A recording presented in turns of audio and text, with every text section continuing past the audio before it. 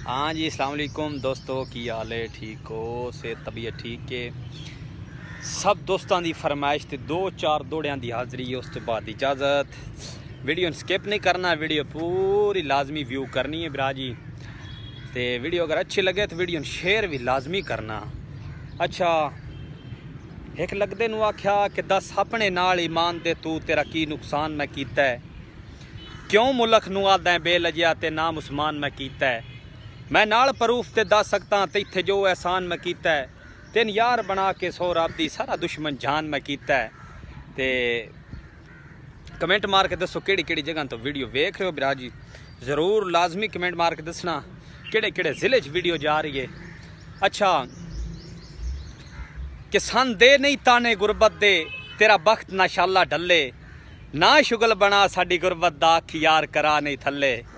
कदी साडे डंग प्रती पोसन, अल्लाह पाक करे सी वल्ले, सरेआम उस्मान दी गुरबत दे, छंड जा यार ना पल्ले।